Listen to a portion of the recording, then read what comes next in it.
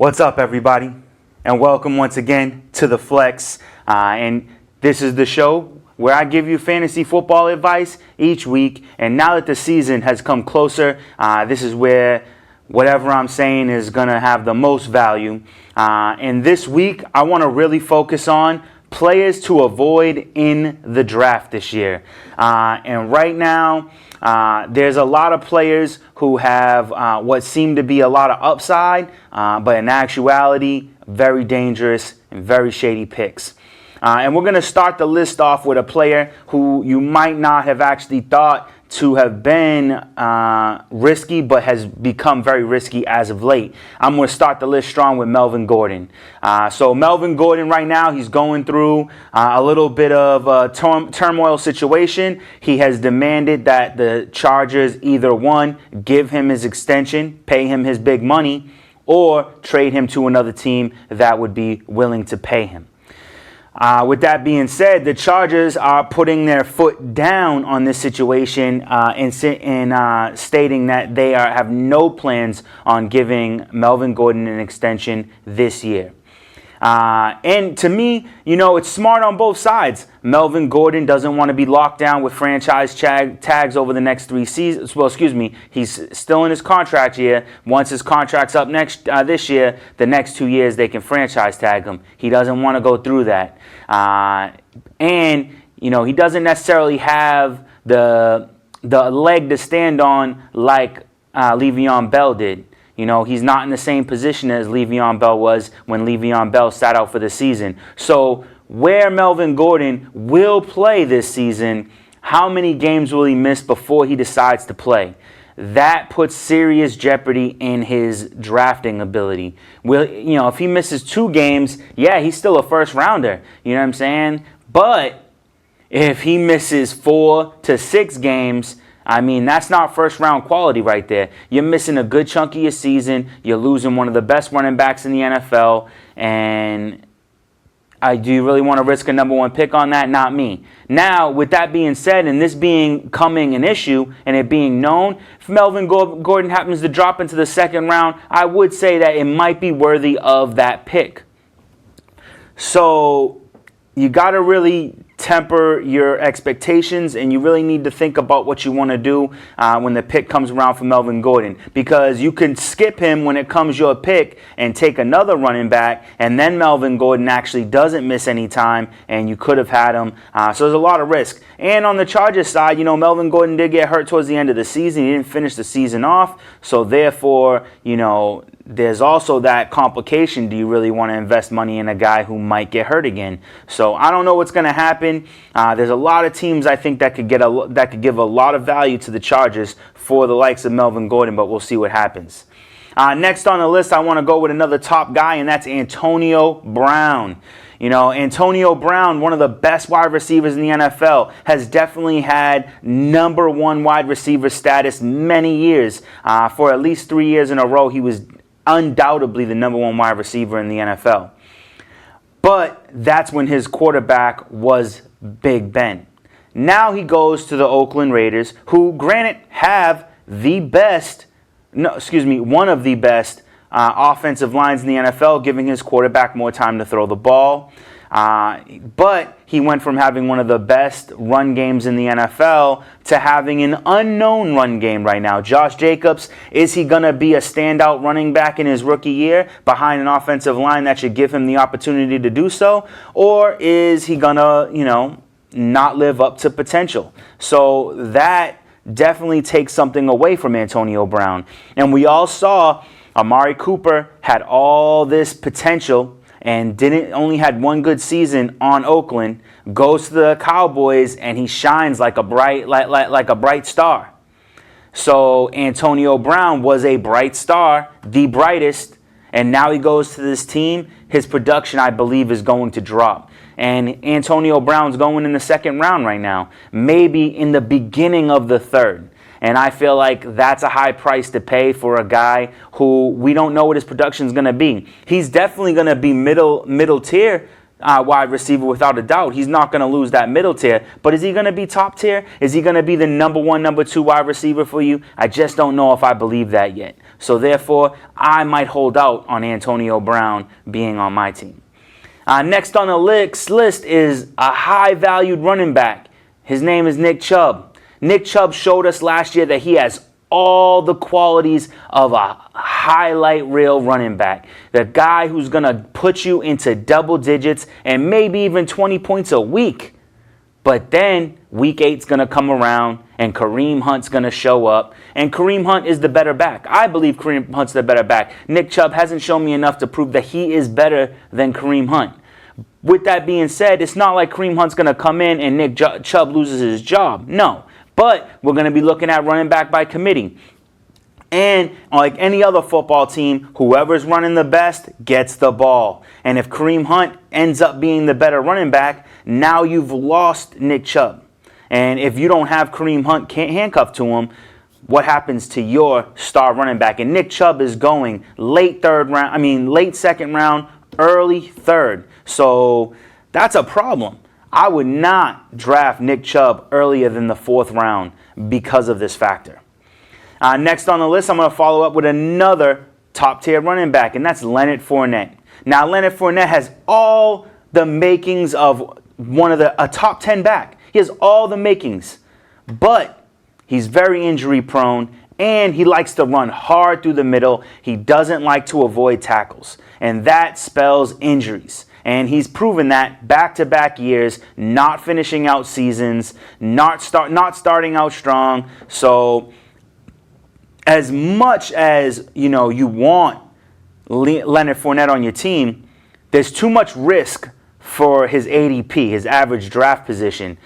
So you got to see where Leonard Fournette falls, and then draft him around later than that. If you can't get him around later than his natural ADP, you, I believe, are making a mistake picking him. If Leonard Fournette is your number 2 running back, you've made a mistake. Leonard Fournette is, at best, a flex position.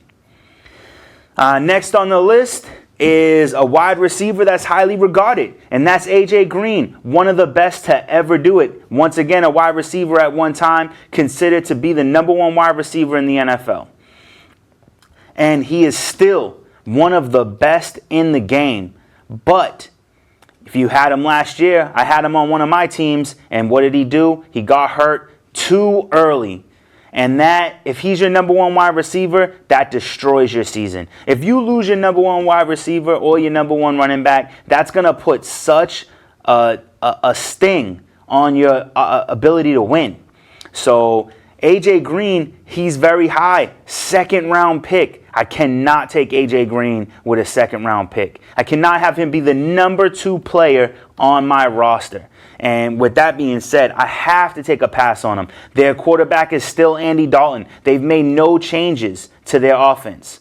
So I believe that anybody drafting A.J. Green could possibly be making a huge mistake. With that being said, I thought that last year too, when he started off the season real strong. He was one of the best wide receivers going, in the first 6 weeks of the season. But with his ability to get injured, his age becoming a factor, and the fact that Andy Dalton is still the quarterback, it brings concern to me. And I have a problem drafting A.J. Green as early as his ADP says he should be drafted. So if I were you, I would try to see if there's another quality position or another equally qualified wide receiver that I would take in that position.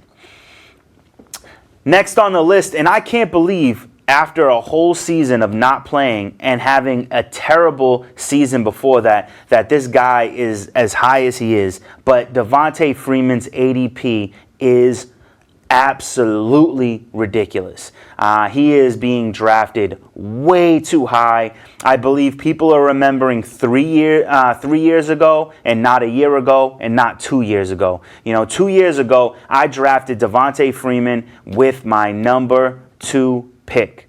Excuse me, not my 2nd round pick. I drafted Devonta Freeman. He was my number 2 running back. I thought I had it made. I went Le'Veon Bell and I went Devonta Freeman, and then I even was able to grab Melvin Gordon in the 3rd round. It was a crazy year. Melvin Gordon, he had a decent end of the season. Nobody was expecting a lot out of him. I got him early. I was the 3rd pick in the draft. So I got him in the 3rd round. It was nice.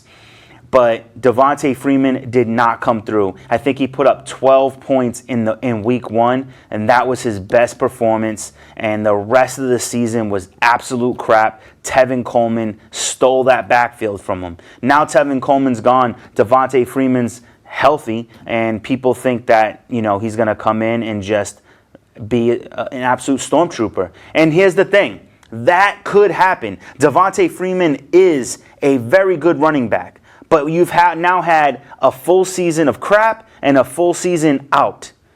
Now he comes back.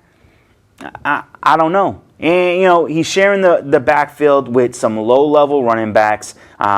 So he's definitely going to have that starting position as long as he's healthy. So if you're grabbing him as like a flex or your 4th running back and he's available, yeah, okay, maybe. But I personally would not want Devonta Freeman on my team. I don't believe I could take that risk, especially not as a number 2, which he is. His ADP has him as a number 2 running back, and I believe that to be false.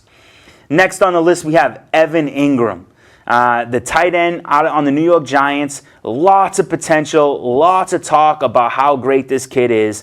But his quarterback is Eli Manning, and I don't believe they've made enough adjustments to the offensive line to make it any easier for Eli Manning to get that ball out. And Eli Manning has been playing absolutely terrible. So Evan Ingram has been going as like the number 4, maybe 5 tight end in the NFL. He's above Jared Cook and Eric Ebron, and that is false. He is not better than those guys. He is not producing better than those guys. And I would absolutely not draft him ahead of either one of them. He might be the most talented receiver on that team, but I believe the only player who is going to shine on the Giants is Saquon Barkley because he does not rely on a quarterback to be successful. All right. It's bright in here. So next on the list is a running back that I think people don't realize is way overhyped right now because you were not paying attention to the fact that he literally got drafted and then most likely spent almost all of the season on the waiver wire because his first 5 games were terrible, and that's Derrick Henry. Derrick Henry has all the ability to be, a LeGarrette Blount. I'll give him that. He's got LeGarrette Blount potential. But it doesn't show. We haven't seen it. He had maybe 3 good games at the very end of the season last year while defenses have been all beaten up and, they're tired or they're saving themselves for the playoffs. And he runs all over everybody, and people are like, oh my God, Derrick Henry is amazing now. Do not believe the hype. He has not shown us enough to say, okay, I'm going to draft him as my number 3 running back. Now, if you have 3 good running backs on your team, and you want to say, hey, I'm going to roll the dice on Derrick Henry. He's available late in the draft. Go ahead. If you have smart people in your league who have just passed on him and passed on him and passed on him, and he becomes available as your 4th running back, then it's worth the risk. 100% worth the risk. If you have 3 running backs on your team, at least 2 wide receivers, you've got your tight end and your quarterback. We're talking about 7 rounds. 8th round, Derrick Henry's available. Okay, roll the dice. You have my permission to roll the dice. But if you pick Derrick Henry in the 5th round, I believe, I could be wrong. There's always the opportunity that I'm wrong. But I do not believe that I'm going to be wrong enough on this particular point right here. Derrick Henry is not worth drafting earlier than round 7, 8. 7 or 8 is the earliest that you can draft Derrick Henry, and the risk is worth the reward. Next on the list is O.J. Howard, and this is mainly based on 2 things. One, his injury proneness. He got hurt last year real early, and I just don't want to roll the dice on a guy like that. If you get hurt real early in the season, you miss a lot of games. The next year, I need you to prove it to me so the following year I can draft you. But I cannot draft you 1 year removed from a serious injury. Second of all, his quarterback is Jameis Winston. And whereas there's been a little bit of buzz behind Jameis Winston, and I mean a little bit, like, couple grains of salt, there's been some hype. But once again, not enough to make me confident in a single Tampa Bay Buccaneer. There is not a Buccaneer that I want on my roster. If in the third round Mike Evans is available, late third round pick, yeah, I might roll the dice on him because he's really good. But Jameis Winston is the quarterback. They do not have a legitimate run game. Why would you throw away money? You know what I'm saying? Can't do it, won't do it. O.J. Howard is out. Next on the list, and I hate to say this, but I got to put Sony Michel on this list. Sony Michel's ADP is pretty high right now. It's definitely dropped. His ADP has definitely dropped, but it has not dropped enough in my opinion. He's going to start training camp on the PUP list. Now, he started training camp last year on the PUP list. And once he got going, he was good. Once again, he's a running back that if you can get late, if he falls and falls and falls, and you've got 2-3 running backs on your team, you got your quarterback, your tight end, you got your, you got your team kind of solid looking, you can roll the dice on him and take that risk. But they got James White. They drafted that kid, I think it's Damian Harris. It's just too risky. And he still got Rex Burkhead coming back off an injury, strong running back. You know what I'm saying? If he's 100% healthy, Sony Michel's in a packed backfield, and he's going as a number 2, maybe flex position running back. Definitely not worth it in my opinion, and I'm going to have to say no thank you. Next on the list is Lamar Miller. Lamar Miller has had 2 seasons to prove himself on the Texans for me, and he has not done so. He definitely has those games where it's like a flash in the pan. But Lamar Miller is all just that. He's a flash in the pan. He's a backup running back at best. Dante Foreman, I believe, steals that backfield. Dante Foreman has a very late ADP. So let someone draft Lamar Miller, and then you sneak in, you snatch up Dante Foreman with a late pick, and you might have a starting caliber running back on a team that has a high-powered offense and nobody sees it coming, and now you got a guy you can plug in during your bye week who's taken over a backfield on a high-powered offense. So pass on Lamar Miller, wait for Dante Freeman, and you might be looking at a sleeper pick right there. Dante Foreman has all the sleeper potential in the world. Next on the list has nothing to do with talent, has nothing to do with quality of the offense, has everything to do with, technically has everything to do with the quality of the offense. But from the opposite side of the spectrum, there's too much quality. Alshon Jeffery. And with that being said, I just have to say all Eagles wide receivers are off the table. They're off the table fantasy-wise. You've got a great quarterback like Carson Wentz, definitely draftable. You have a stellar tight end, Zach Ertz, definitely draftable, extremely draftable. But after that, the ball has too many places to go. Alshon Jeffery, Nelson Aguilar, J.J. Arcega-Whiteside, Deshaun Jackson has returned, Corey Clement catching out of the backfield, Zach Ertz. That's 6 people who need to catch the ball. And that's not the only people who need to catch the ball. There's more. There's more people looking to catch that ball. And even though Alshon Jeffries is going to be the number 1 target, I do not believe at his current ADP, he's going to get enough touches to make it worth it. So definitely draft with caution. If you can I would say, if you can get him a round or 2 later than his ADP, then go ahead, roll that dice because you probably already have 3 wide receivers. But if you got to get him at his current ADP, you're rolling loaded dice right now. It's loaded dice. And the house wins. So I would avoid that whenever possible.